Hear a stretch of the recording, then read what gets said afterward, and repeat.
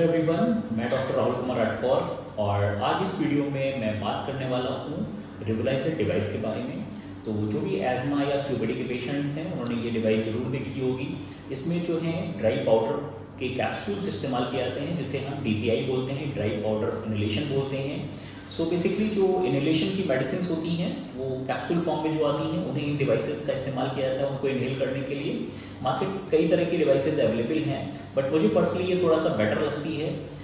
तो इसमें जो बेनिफिट मुझे नज़र आता है वो ये है कि इसमें एक ट्रांसपेरेंट विंडो दी हुई है जिसके थ्रू पेशेंट ये देख पाता है कि जो उसका कैप्सूल है वो इनहेलेशन के बाद पूरा एम्प्टी हुआ है या नहीं हुआ है।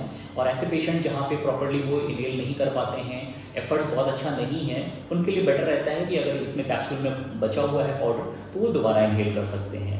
तो बेसिकली इस डिवाइस को यूज़ करने के लिए जो सबसे इम्पॉर्टेंट प्री रिक्विजिट है वो ये है कि जो एफर्ट होना चाहिए वो बहुत अच्छा और बहुत प्रॉपर होना चाहिए। अगर लंग कैपेसिटीज़ बहुत कम है तो ये डिवाइसेस यूज़ करना थोड़ा सा डिफिकल्ट हो जाता है। तो उसके लिए अदर ऑप्शंस हैं, आपके पास MDIs हैं, स्पेसर्स हैं, नेबुलाइजर है, तो वो इस्तेमाल करने होते हैं। तो आइए देखते हैं इस डिवाइस को हमें प्रॉपरली कैसे यूज़ करना है। तो ये समझते हैं हम इस वीडियो से।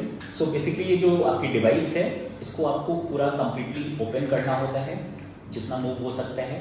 जब आप कम्प्लीटली मूव कर लेते हैं तो आप यहाँ पे देख सकते हैं कि यहाँ जो एरोज हैं वो आमने सामने आ चुके हैं। तो ये साइन है कि डिवाइस अब इसमें आप कैप्सूल डाल सकते हैं।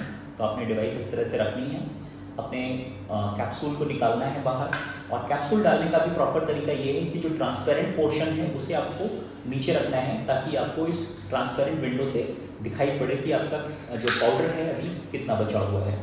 अब इसको आपको क्लोज कर देना है, जैसे मैंने इसको क्लोज कर दिया। क्लोज करने से क्या होता है, इसमें पिंस निकलती हैं जो कि कैप्सूल को पंक्चर कर देती हैं ताकि जब आप इनहेल करेंगे तो जो कैप्सूल के अंदर का पाउडर है वो बाहर आ पाएगा। तो सबसे इंपॉर्टेंट चीज़ ये है कि एफर्ट आपका बहुत अच्छा होना चाहिए। जब आप इसको इनहेल कर रहे हैं तो बहुत फोर्सफुली और मैक्सिमम कैपेसिटी से इनहेल करना होता है। ये सबसे इंपॉर्टेंट पार्ट है DPIs को लेने का। तो सबसे पहले लेने से पहले आपको सांस को पूरी तरह से बाहर निकालना है।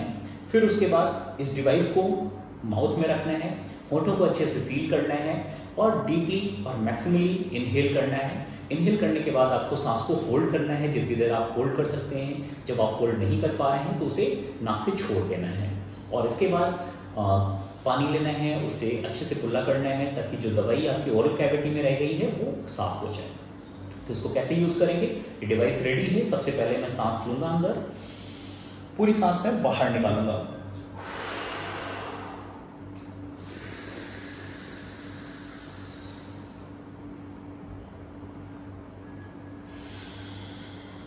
इस तरह से जो कैप्सूल के अंदर का पूरा पाउडर था वो मैंने प्रॉपर्ली इनहेल कर लिया है।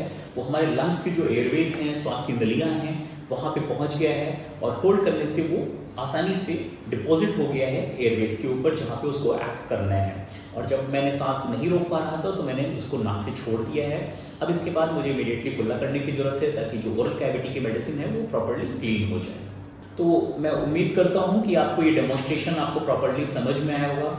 और लंग खाली करना बहुत इंपॉर्टेंट है। इस चीज़ पे मैं पूरी तरह से एम्फेसाइज करना चाहूँगा कि जब आप लंग को पूरी तरह से खाली कर लेंगे तभी आप प्रॉपर्ली एयर को सक कर पाएंगे और जो पाउडर है वो अच्छे से आसानी से आपके लंग्स के अंदर डीपली पहुँच पाएगा। तो इस चीज़ का बहुत इंपॉर्टेंट रोल है, इस चीज़ को पूरी तरह से ध्यान में रखें। और कोई भी इनहेलर, कोई भी DPI, कोई भी कैप्सूल नेबुलाइजर यूज़ करने के बाद कुल्ला जरूर करें।